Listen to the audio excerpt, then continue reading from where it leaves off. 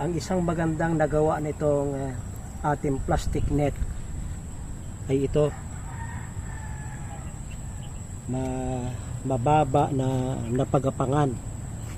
Pwede itong gagapangan ng milon, pakwan, pipino, at ang isang paggagapangin natin alugbate.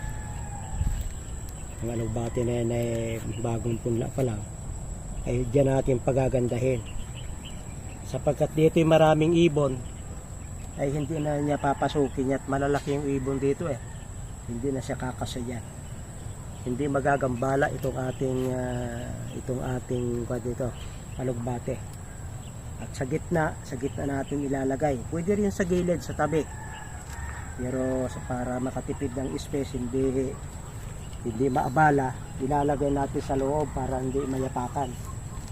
At sa gitna ay may butas, kaya ang gagawin natin ay atin ang ilalagay.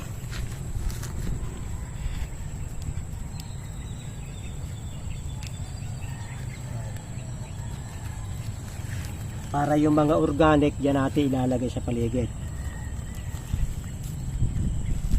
Ito ay padalawang araw pa lamang dito.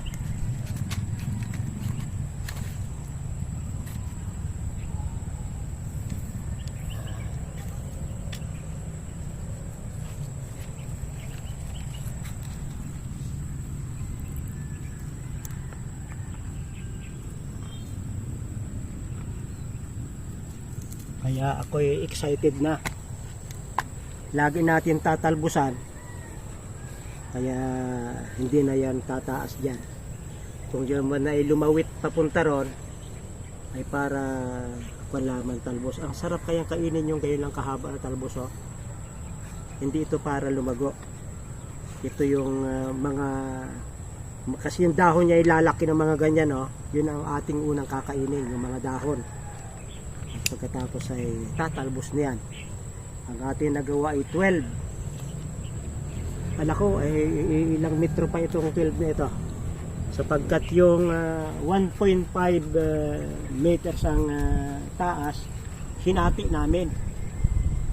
Bali ito ay kalahati ng 1.5. Makakarami tayo yung 50 piraso, 50 meters, makagagawa tayo ng iba't ibang design. Unang design ay yung nakagayon.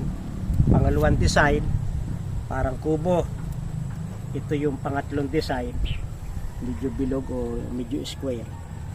At ang ginawa lamang namin ay ito.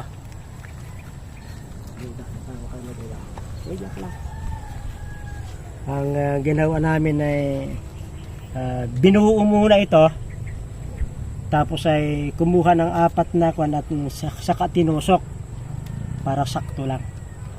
Kaya magandang idea ito, pwede ninyong gayahin. Maraming salamat sa pagsubaybay sa Natural Wellness, si Pastor Vito.